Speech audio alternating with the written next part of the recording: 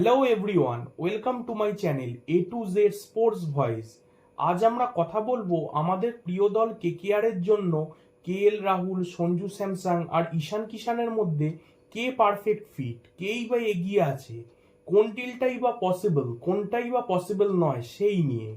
কেকেআরে কে perfect fit এটা বোঝার আগে আমাদের সবার আগে কেকেআর কোন ব্র্যান্ড অফ ক্রিকেট খেলে সেটা জানতে হবে। দেখো, কেকেআর এর ব্র্যান্ড অফ ক্রিকেট বলতে আমরা অ্যাটাকিং ব্র্যান্ড অফ ক্রিকেটকেই কিন্তু বুঝি। সেটা গম্ভীর আমল কিংবা শ্রেয়াস আইয়ারের আমলে অ্যাটাকিং ব্র্যান্ড অফ ক্রিকেট খেলে ট্রফি জেতা সেটার সাক্ষ্যই বহন করে। অর্থাৎ এর থেকে এইটুকু অন্তত আমরা বুঝি যে অ্যাটাকিং ব্র্যান্ড অফ ক্রিকেট ছাড়া ধ্রুপদী ব্র্যান্ড অফ ক্রিকেটে কেকেআর প্লেয়াররা অভ্যস্ত নয়, বিশেষ করে যখন দলে রাসেল, নারিন, রিঙ্কু, রমনদীপের মতন পাওয়ার হিটাররা রয়েছেন। এখন কেএল রাহুলের কথা বললে প্রথমেই মাথায় আসে ধ্রুপদী ব্র্যান্ড অফ ক্রিকেটের কথা। তবে তার যা কোয়ালিটি, তিনি মুহূর্তেই নিজের ব্যাটিং গিয়ার শিফট করতে পারেন।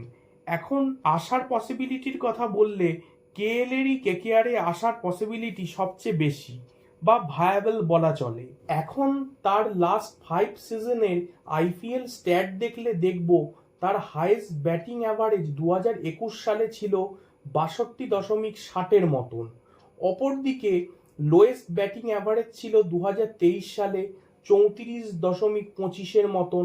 হাইয়েস্ট স্ট্রাইক রেট ছিল আগের বছর 2025 সালে 149 কাছাকাছি। আর লোয়েস্ট স্ট্রাইক রেট ছিল 2023 সালে 113 মতো। যদিও 2023 সালে তিনি সবকটি ম্যাচ খেলেননি। সুতরাং স্ট্যাট দেখে একটা জিনিস আমরা বুঝতে পারছি যে আগের সিজন ছাড়া বাকি 4 সিজনের ব্যাটিং অ্যাভারেজ তার 130-এর কাছাকাছি হবে, যেটা টি-20তে কিন্তু আইডিয়াল নয়। টি-20 গেমটাই চেঞ্জ হয়ে গেছে। আর কম বেশি আমরা সবাই জানি এই স্লো স্ট্রাইক রেটের কারণেই গিলের আগে ভেঙ্কটেশকে কেকেআর আইপিএল রিটেনশন স্লট দিয়েছিল। যদিও সেটা একমাত্র কারণ ছিল না, তবে ওয়ান অফ দ্য রিজন তো ছিল বটেই। অপরদিকে কেএল এর এজ এখনই 33। কেকেআর চাইবে অন্তত দুটো সার্কেলের জন্য তাকে আনতে। এটা কি ম্যানেজমেন্টের প্ল্যানিং এ সেট করবে? তবে দিল্লি যদি সঞ্জুর জন্য ইন্টারেস্টেড হয় তবে দিল্লি কেএল কে ছাড়তেই পারে।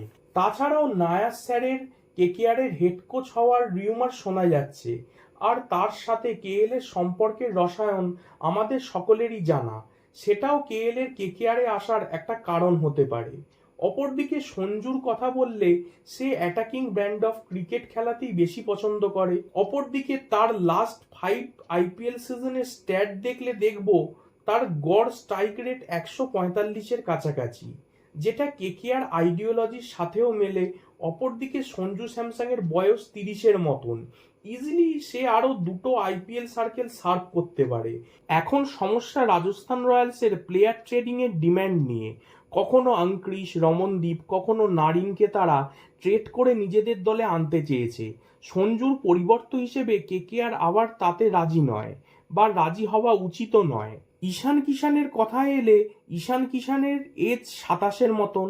তবে তার নেগেটিভ বিষয়টা হলো তার কিন্তু ক্যাপ্টেন্সি এক্সপিরিয়েন্স নেই। তবে তাকে গ্রুম করা যেতে পারে। তার লাস্ট 5 আইপিএল সিজনের ব্যাটিং স্ট্রাইক রেটের গড় প্রায় 139। আর শোনা যাচ্ছে তাকে ট্রেড করতে সানরাইজার্স হায়দ্রাবাদ নাকি অল ক্যাশ ডিলেও রাজি। তাই আমার মতে KKR opener, wicket keeper, captain এই তিন দিকের কথা ভেবে বেস্ট পসিবল অপশন বা ভায়াবল অপশন যদি বলো তাহলে কেএল বা ঈশান কিষান হতে পারে। আর যদি আইডিয়াল বলো, আমার মতে সঞ্জু স্যামসন কেএল আর ঈশান কিষানের থেকে একটু হলেও এগিয়ে থাকবে। ভিডিওটি তোমাদের কেমন লাগলো জানিও। ভিডিওটি ভালো লাগলে সাবস্ক্রাইব করো, লাইক করো, কমেন্ট করো, শেয়ার করো। আর ডেসক্রিপশন বক্সে ফেসবুকের লিঙ্কটা দেওয়া রইল, সেখানে গিয়ে তোমরা চ্যানেলটিকে ফলো করে নিতে পারো। Thanks for watching.